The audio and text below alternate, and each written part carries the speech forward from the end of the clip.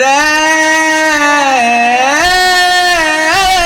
বেলা বলো বলো গো তুমি কি করবে বলো।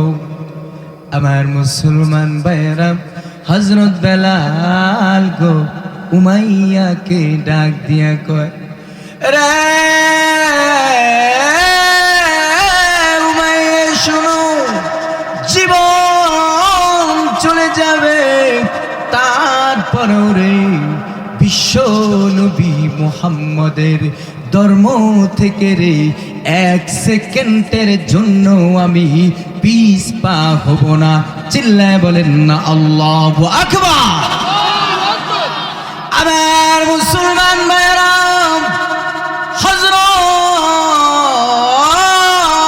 হযরত বেলাল যেই মাত্র এই কথাটা তিনি বললেন, উমাইয়া তেলে বেগুনে জ্বলে উঠছে। উমাইয়া হযরত বেলালের গলার মধ্যে রশি লাগায়া দেয়। রে বন্ধু শুনো, হযরত বেলালের গলার মধ্যে রশি লাগাইয়া রে মক্কার ছোট ছোট বালক কিশোরদের হাতের মধ্যে রশিটা দিয়া দেয়। আর ছোট ছোট বাচ্চাদেরকে ডাক দিয়া কয়, রে মক্কার ছোট বাচ্চারা শুনো, বেলালের গলায় রশি লাগায় দিলাম রে, মরুভূমির উত্তপ্ত গরম বালুর মধ্যে বেলালকে গলায় রশি লাগাইয়া টানতে থাকবো। নাউজুবিল্লাহ বলবেন না?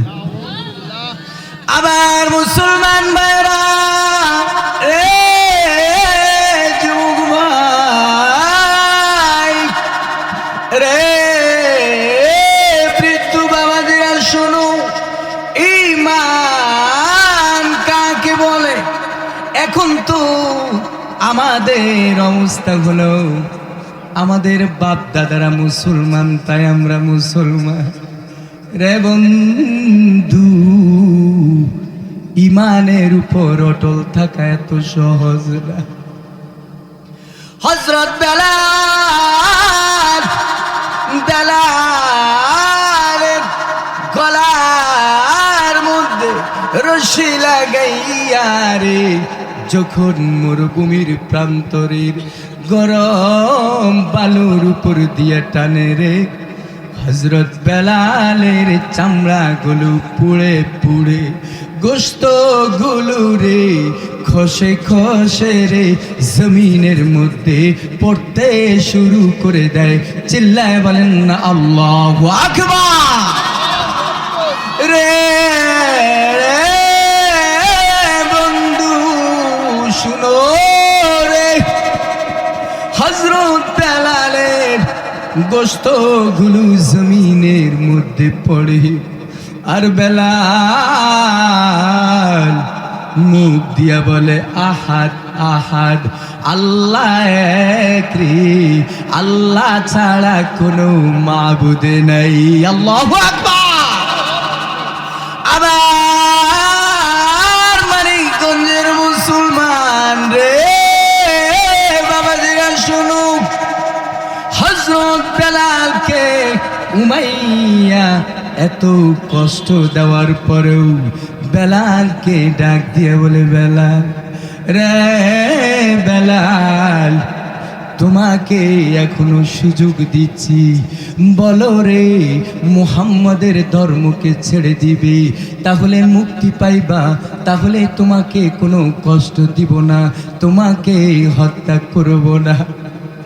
আবার মুসলমান ভাইরা হযরত বেলাল রে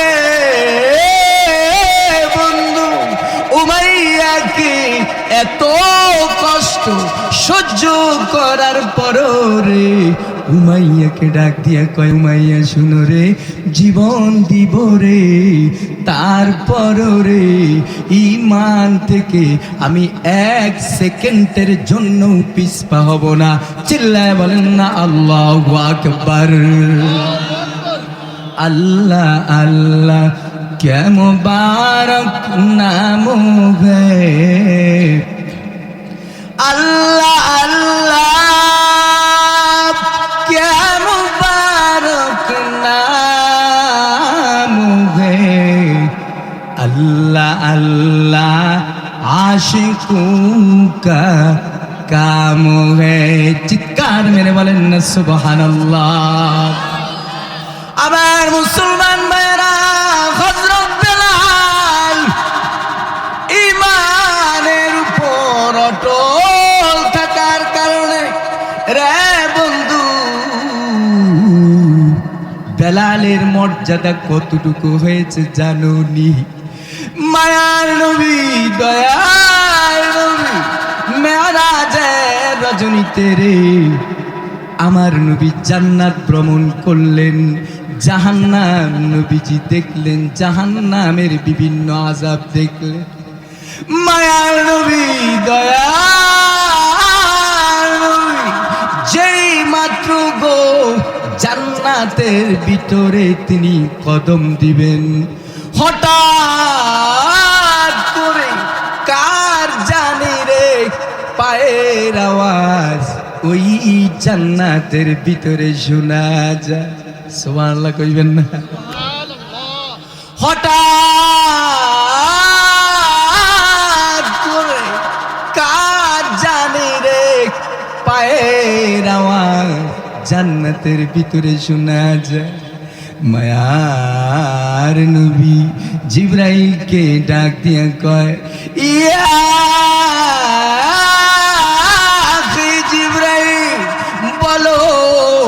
বলো গো, আমি নবী এখনো জান্নাতে প্রবেশ করলাম না, আমার আগে রে কার পায়ের আওয়াজ জান্নাতের ভিতরে শোনা যায়? এ জিবরাইল, আমি বিশ্ব নবীকে একটু বলো। বিশ্ব নবী, মায়ার নবী, দয়ার নবীকে জিবরাইল ডাক দিয়া কয়, ইয়া রাসূলুল্লাহ, ইয়া হাবিবাল্লাহ, ওগো নবীজি জান্নাতের ভিতরে আপনার আগে 4 গো জুতার আওয়াজ শোনা যায়। ইয়া রাসূলুল্লাহ, ইয়া হাবিবাল্লাহ, সে আর কেউ নয় গো, সে হলো আপনার প্রিয় সাহাবী হযরত বেলালের পায়ের আওয়াজ আপনার আগে জান্নাতের ভিতরে শোনা যায়। সুবহানাল্লাহ। আমার মুসলমান ভাইরা, এই জন্য 1 নাম্বার পরীক্ষা হবে আল খাউফ, ভয়ের মাধ্যমে রে বান্দা তোমাকে পরীক্ষা করা হবে। আল্লাহ পরীক্ষা করে দেখবেন রে তুমি ঈমানের উপর অটল থাকো না রে ঈমান থেকে তুমি দূরে ছিটকে পড়ো। 1 নাম্বার পরীক্ষা হবে আল খাউফ, ভয়ের মাধ্যমে বান্দা তোমার পরীক্ষা হবে। তোমার মধ্যে মানুষের ভয় বেশি না আল্লাহর ভয় বেশি? আল্লাহর তাকওয়া তোমার মধ্যে বেশি না মানুষের ভয় তোমার মধ্যে বেশি? এটার পরীক্ষা হবে বান্দা তোমার। 1 নাম্বার, চিৎকার মেরে বলেন না আল্লাহু আকবার। 1 নাম্বার পরীক্ষা হবে ভয়। এখন আপনারা বলতে পারেন হুজুর, মানুষের ভয় দূর করে আল্লাহর ভয় কিভাবে নিজের মধ্যে লালন করব, কিভাবে নিজের মধ্যে তৈরি করব? হুজুর এই পদ্ধতিটা একটু আমাদেরকে বলে দেন। আমার যুবক ভাইয়েরা, বৃদ্ধ বাবাজিরা, আমার বলার প্রয়োজন নাই। বিশ্ব নবীর সাহাবীরা আমল করে করে নবীর উম্মতদেরকে শিখায়া গেছেন, রে নবীর উম্মতেরা এই পথে চলো, এইভাবে চলো, যদি এইভাবে চলতে পারো আল্লাহ তোমাকে জান্নাত দান করবেন। চিৎকার মেরে বলেন আল্লাহু আকবার। এই পথে চলো, এইভাবে চলো, তাহলে তুমি 2টি জান্নাতের মালিক হয়ে যাবে। সুবহানাল্লাহ। আমার মুসলমান ভাইরা, বিশ্ব নবীর প্রিয় সাহাবী খলিফাতুল মুসলিমিন হযরত ওমর রাদিয়াল্লাহু তাআলা, রে বন্ধু, হযরত ওমর যখন সাঈদ ইবনে আমির আল জুমাহিকে হিমসের গভর্নর বানাইলেন, হযরত ওমর একদা সেই হিমস নগরীতে গেলেন। হিমস নগরীতে যাইয়া রে হিমসের জনগণকে জিজ্ঞেস করলে, এ ভাইরা আমার, আপনাদের গভর্নর সাঈদকে বানাইলাম, সাঈদের ব্যাপারে গো আপনাদের কোনো অভিযোগ আছে কিনা, কোনো শিকায়াত আছে কিনা, আমি ওমরকে একটু বলেন। জোরে বলেন না সুবহানাল্লাহ। আমার ভাইয়েরা, এটা তো সেই যুগের কথা বলছি, যেই যুগে একজন আদনা থেকে আদনা একজন মানুষ যদি কোনো অপরাধ করত, অন্যায় করত, তাকে খলিফাতুল মুসলিমিনের কাছে জবাবদিহি করা লাগতো। ঠিক কিনা বলে? আর এখন আমাদের অবস্থা কি? আমাদের সমাজের অবস্থা হলো, সাধারণ একজন মেম্বার সাহেব আপনি যদি তাকে জিজ্ঞেস করেন, এ ভাই তুমি এই কাজটা কেন করলা, পরের দিনে আপনাকে গুম করে, গুলি করে, বুক ঝাঁঝরা করে, পেট কেটে পেটের মধ্যে ইট দিয়া আপনাকে নদীতে ভাসায় দিবে, খালে বিলে ভাসায় দিবে। ঠিক কিনা জোরে বলে? এখন এগুলো তো কল্পনার বাহিরে। বিশ্ব নবীর প্রিয় সাহাবী হযরত ওমর হিমসের জনগণকে জিজ্ঞেস করলেন, রে হিমসের জনগণ, আপনাদের গভর্নর সাঈদকে বানাইলাম রে, সাঈদের ব্যাপারে আপনাদের কোনো অভিযোগ আছে কিনা, কোনো শিকায়াত আছে কিনা বলে। এক আল্লাহর বান্দা দাঁড়ায় ওমরকে ডাক দিয়া বলে, ওমর, আমাদের গভর্নরের ব্যাপারে আমার একটা অভিযোগ আছে। বলে, আল্লাহর বান্দা তোমার কি অভিযোগ? বলে, আমাদের গভর্নরের ব্যাপারে আমার অভিযোগ হলো, আমাদের গভর্নর প্রত্যেকটি দিন তিনি অফিসে আসতে দেরি করে। আমাদের গভর্নর তিনি হলেন দেশের প্রধানমন্ত্রী, তিনি প্রত্যেকটি দিন গো অফিসে আসতে তিনি দেরি করেন। তার যদি দেরি হয়ে যায় গো, বাকি কর্মচারীদের কি অবস্থা হবে? তার বিরুদ্ধে আমাদের একটা অভিযোগ। হযরত ওমর বললেন, আর কারো কোনো অভিযোগ আছে নাকি? আরে আল্লাহর বান্দা দাঁড়ায় কয়, ওমর, আমাদের গভর্নরের ব্যাপারে আমার একটি অভিযোগ আছে। বলে, কি অভিযোগ?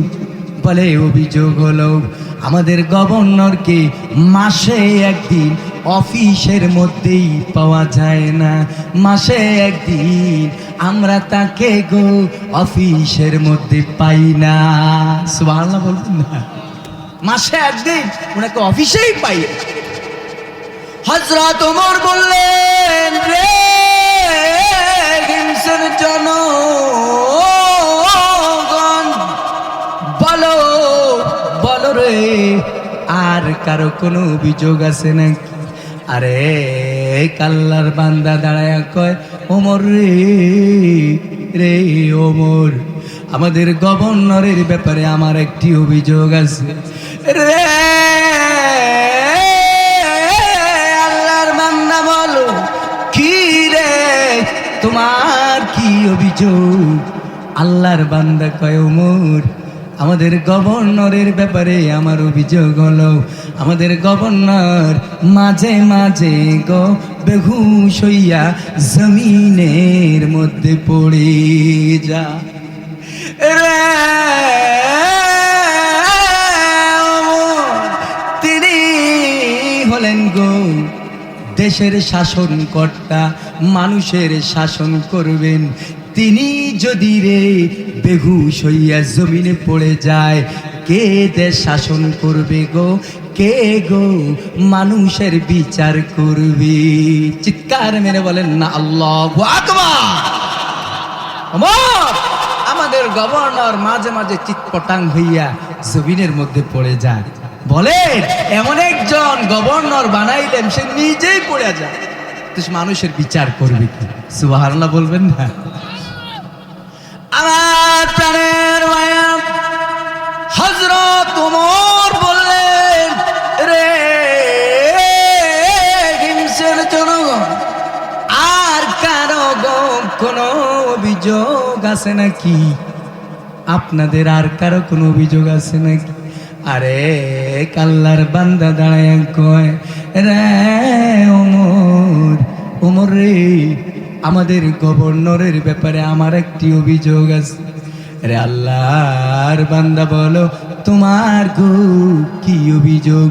বলে আমার অভিযোগ হলো, আমাদের গভর্নরকে দিনের বেলায় অফিসের মধ্যে পাওয়া যায়, রাত্রি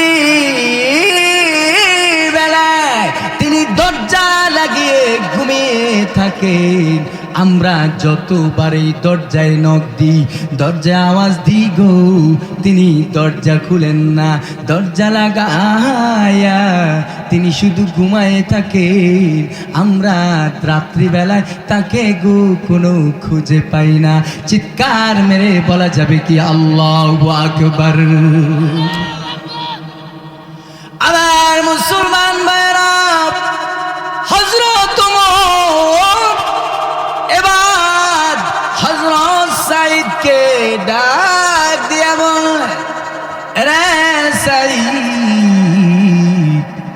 আপনার বিরুদ্ধে 4টি অভিযোগ এসেছে, বলেন গো, আপনি একটু জবাব দেন।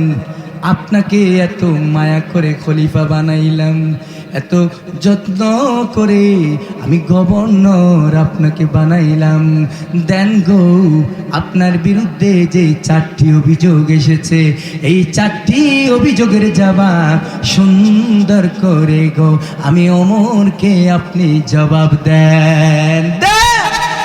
আপনার বিরুদ্ধে যে 4টি অভিযোগ এসেছে, এই 4টি অভিযোগের জবাব আপনি সবার সামনে আমি ওমরকে দেন। চিৎকার মেরে বলেন আল্লাহু আকবার। দেন, আপনি জবাব দেন।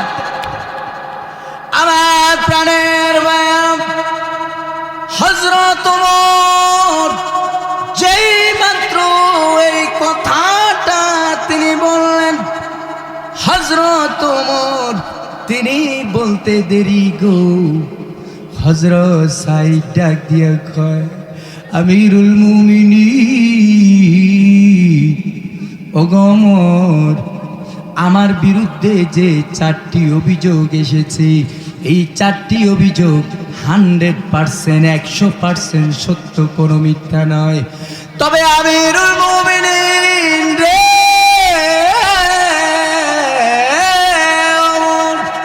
আপনি যদি আমাকে পারমিশন দেন, আপনি যদি আমাকে অনুমতি দেন, তাহলে আমার বিরুদ্ধে আনিত 4টি অভিযোগের জবাব সুন্দর করে গো আমি আপনাকে জবাব দিয়ে দিব।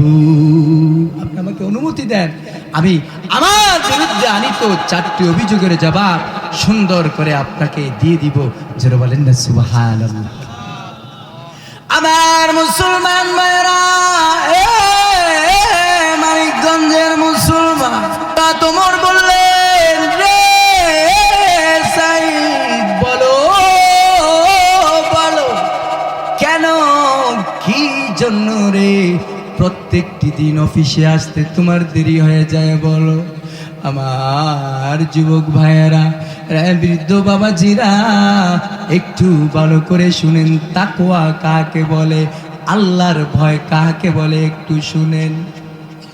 হযরত সাইদ ডাক দিয়া বলেন, ওগো আমিরুল মুমিনিন ওমর, আমি হলাম দেশের প্রধানমন্ত্রী, আমি হলাম দেশের গভর্নর, আমার বাড়িতে গো কোনো খাদেম নাই, কোনো কর্মচারী নাই।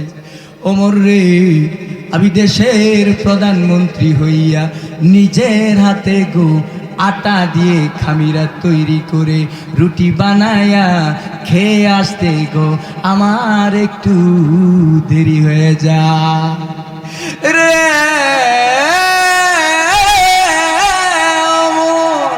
আমার বাড়িতে রে যদি কোনো খাদেম থাকতো রে, কোনো কর্মচারী থাকতো গো, তাহলে কোনো দিন অফিসে যাইতে আমার 1 সেকেন্ডের জন্য দেরি হতো না। চিৎকার মেরে বলেন না আল্লাহু আকবার। আমি দেশের প্রধানমন্ত্রী, আমার বাড়িতে কোনো খাদেম নাই, আমার বাড়িতে কোনো কর্মচারী নাই, আমি প্রত্যেকটা দিন নিজের হাতে আটা দিয়ে খামিরা তৈরি করে খেয়ে আসতে আমার একটু দেরি হয়ে যায়। যদি আমার বাড়িতে কর্মচারী থাকতো তাহলে আমার 1 সেকেন্ডের জন্যও দেরি হতো না। চিৎকার মেরে বলেন না সুবহানাল্লাহ। আমার ভাইয়েরা, বর্তমানে তো এটা কল্পনার বাহিরে। একজন দেশের প্রধানমন্ত্রী, আবার চিন্তা করেন হিমসের মতো জায়গা, বাংলাদেশের মধ্যে আপনি মনে করেন ধানমন্ডি, গুলশানের মতো তৎকালীন সময় শাম দেশের রাজ্য ছিল হিমস। সেই ধনী এলাকার একজন গভর্নর, তার হলো এই করুণ অবস্থা। আমার ভাইয়েরা, আল্লাহর ভয় তাকওয়া কাহাকে বলে? এই জন্যই তো দুনিয়াতে কিছু করার মতো আমাদের বুজুর্গরা, আমাদের সাহাবীরা, আল্লাহর ওলিরা কোনো সুযোগ করেননি। ঠিক কিনা জোরে বলে? হযরত ওমর বললেন, রে সাইদ, আপনার বিরুদ্ধে গো 2 নাম্বার অভিযোগ এসেছে রে সাইদ। সাইদ রে, আপনাকে মাসে 1 দিন অফিসের মধ্যে পাওয়া যায় না। কেন গো, কি জন্য মাসে 1 দিন আপনাকে অফিসে পাওয়া যায় না একটু বলে? হযরত সাইদ ডাক দিয়া বলে, ওমর রে ওমর, আমার শরীরের মধ্যে গো যেই জামাটা আপনি দেখছেন, আমার শুধুমাত্র গো এই একটি জামা, আমার দ্বিতীয় আর কোনো জামা নাই। ওগো আমিরুল মুমিনিন, ওগো ওমর, এই জামাটার আবার 2টি অংশ। একটি অংশ হলো উপরের অংশ, আরেকটি অংশ হলো নিচের অংশ। আমি সকাল বেলায় গো জামার উপরের অংশটা ধুয়ে দিই, দুপুর বেলায় যখন সেটা শুকিয়ে যায় আমি উপরের অংশ পরিধান করে নিচের অংশ আমি ধুয়ে দিই। রাত্রিবেলায় গো যখন নিচের অংশটা শুকিয়ে যায় আমি রাত্রিবেলায় সেই অংশটা পরিধান করি। ওগো আমিরুল মুমিনিন,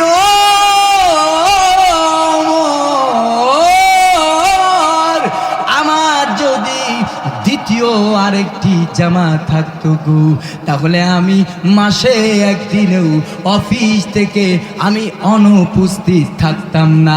চিৎকার মেরে বলেন না সুবহানাল্লাহ।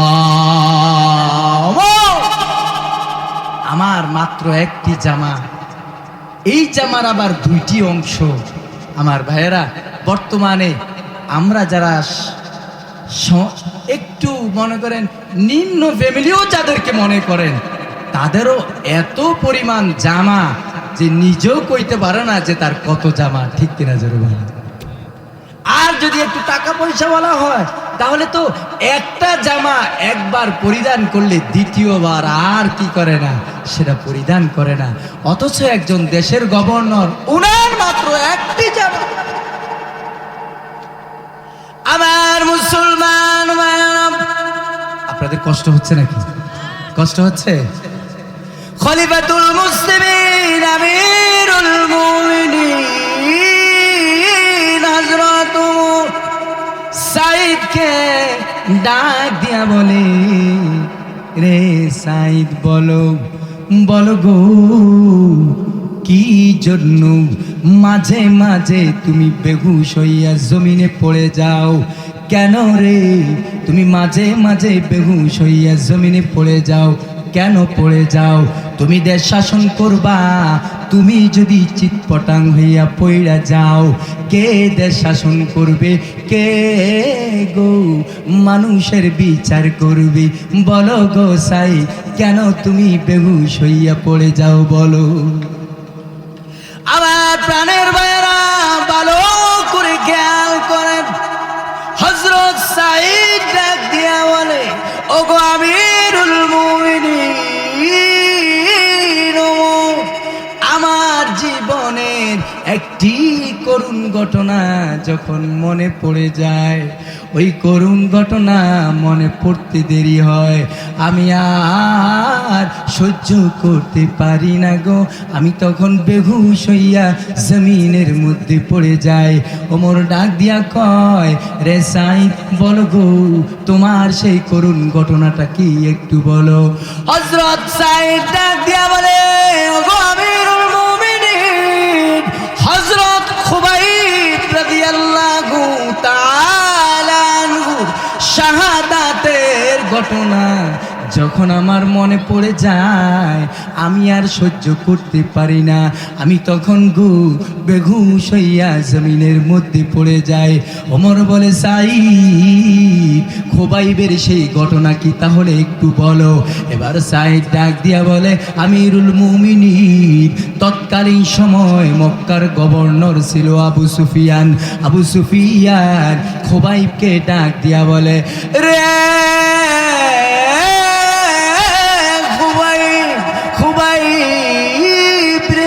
তোমাকে একটি কথা বলি রে, তুমি যদি এতটুকুন কথা বলতে পারো তাহলে তোমাকে মুক্ত করে দিব, তোমাকে ছেড়ে দিব।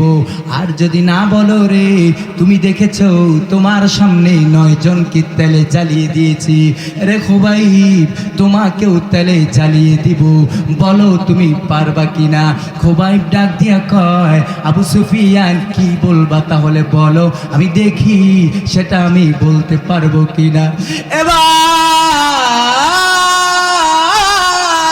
আবু সুফিয়ান ডাক দিয়া কয়, রে সাঈদ, রে খুবাইব, তুমি শুধু এতটুকুন কথা বলো, মুহাম্মদ ধ্বংস হয়ে যাক, মুহাম্মদ নিপাত যাক, শুধু এতটুকুন কথা বলো। নাউজুবিল্লাহ বলবেন না?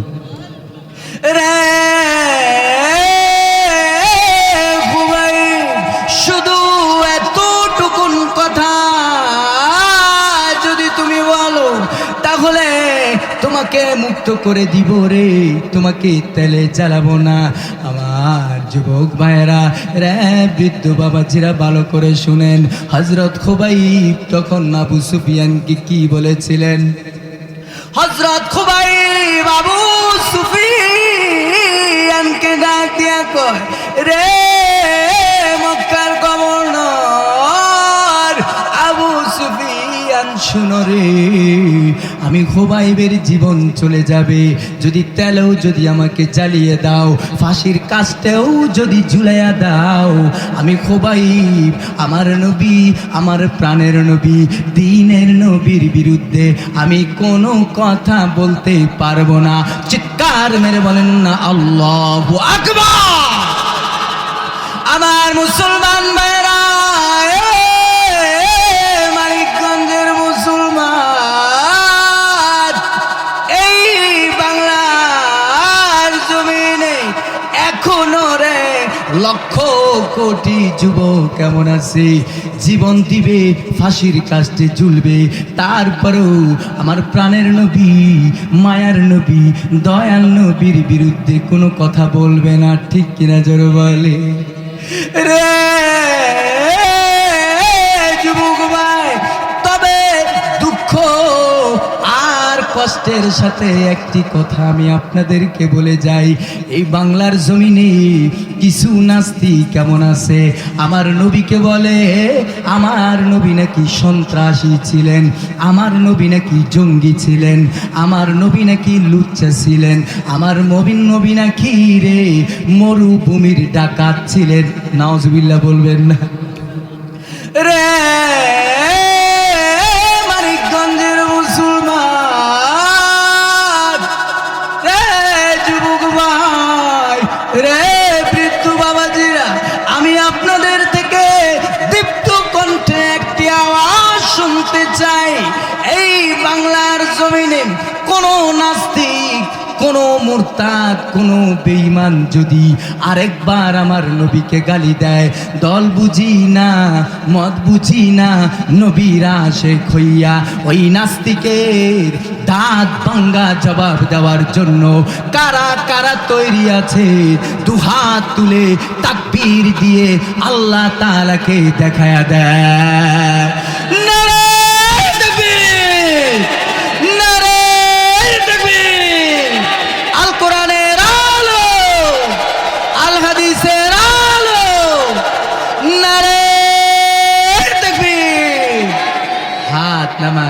আল্লাহ তাআলা আমাদের সবাইকে কবুল করেন। সবাই জোরে বলেন না আমিন, আরো জোরে বলেন না আমিন। আপনাদের কষ্ট হচ্ছে নাকি? কষ্ট হচ্ছে? আমার মুসলমান ভাইরা, হযরত খুবাইব যেই মাত্র এই কথাটা আবু সুফিয়ানের সামনে কইছি, আবু সুফিয়ানের মাথা গরম হয়ে গেছে। আবু সুফিয়ান তেলে বেগুনে চলে উঠছে। রে বন্ধু আবু সুফিয়ান তখন জল্লাদকে ডাক দিয়ে কয়, রে জল্লাদ যাও রে, রে জল্লাদ যাও যাও, খুবাইবের হাত পা কেটে রে অত্যন্ত নৃশংসভাবে তাকে দুনিয়া থেকে রে বিদায় করে দাও। আবু সুফিয়ানের কথা শুনে জল্লাদ হযরত খুবাইবের হাত কেটে পা কেটে গো অত্যন্ত নৃশংসভাবে গো দুনিয়া থেকে বিদায় করে দেয় হযরত খুবাইব। আবার ভাইয়েরা, আসলে আমাদের আজকে অনেক ওলামায়ে কেরাম এসেছেন, সবাই কথা বলবেন। আমি তো অল্প সময়ে কথা বলার হয়তো মনে করছি সময় পাবো, দিকে আলহামদুলিল্লাহ অনেক লম্বা টাইমে পেলাম, তো আর কথা লম্বা করা যাবে না, তো আজকের জন্য এতটুকুই। তো যে কথা আমি আপনাদেরকে বলতেছিলাম যে আল্লাহ তাআলা বলেছেন, বান্দারে তোমাকে আমি ঈমান আনার পরে 5টি বিষয় পরীক্ষা করব। 1 নাম্বার হলো আল খাউফ, বান্দা ভয়ের মাধ্যমে তোমাকে পরীক্ষা করব। 2 নাম্বার হলো বল জু, বান্দা ক্ষুধার মাধ্যমে অভাব অনটন দিয়ে বান্দা তোমাকে পরীক্ষা করব। আমার ভাইয়েরা, এখন তো আমাদের সমাজে এমন হয়ে গেছে, সংসারের মধ্যে যদি এক বেলা খানা না থাকে, স্বামী স্ত্রীর মধ্যে ঝগড়া ফাসাদ, পিড়াপিড়ি, মারামারি, সন্তানেরা কোনো কথা শুনতে চায় না।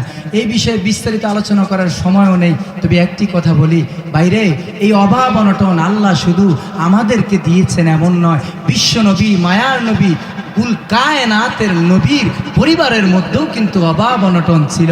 আম্মা জান আয়েশা সিদ্দিকা বলেন, মাসকে মাস অতিবাহিত হয়ে গেছে, নবীর পরিবারের চুলার মধ্যে কোনো আগুন জ্বলে নাই, তারপরেও তো নবীর পরিবারের কোনো কারো মধ্যে কোনো ঝগড়া ফাসাদ, মারামারি, কাটাকাটি, হানাহানি ছিল না, ঠিক কিনা বলেন?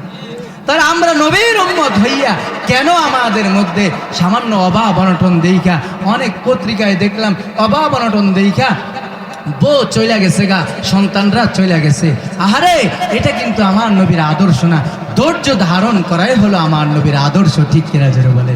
এই জন্য আমার ভাইয়েরা 2 নম্বর পরীক্ষা হবে আল জু, ক্ষুধার মাধ্যমে, অভাব অনটনের মাধ্যমে আল্লাহ আমাদের ঈমানকে পরীক্ষা করবেন। 3 নাম্বার হলো মুনাকসিম মিনাল আমওয়াল, ভাই সম্পদ নষ্টের মাধ্যমে আল্লাহ পরীক্ষা করবেন।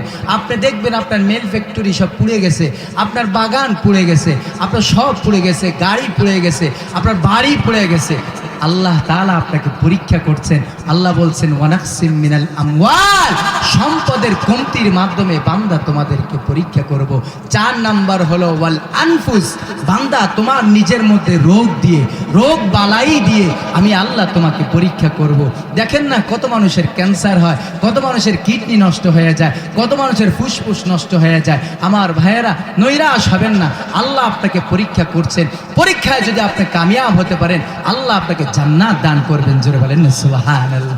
5 নাম্বার পরীক্ষা হলো ওয়াসসামারাত, আমার ভাইয়েরা ফল ফসলাদি নষ্টের মাধ্যমে আল্লাহ আপনাকে পরীক্ষা করবেন। আপনার ধান খেত পড়ে যাবে, আপনার কমলা বাগান পড়ে যাবে, আপনার টমেটো বাগান পড়ে যাবে, আল্লাহ আপনাকে পরীক্ষা করবেন। আল্লাহ তাআলা আমাদের সকলকে বিপদের মুহূর্তে 5টি পরীক্ষায় ধৈর্য ধারণ করে আল্লাহর উপর ঈমানকে মজবুত রেখে আল্লাহর সেই জান্নাত অর্জন করার তৌফিক দান করুন। সবাই জোরে বলেন আমিন।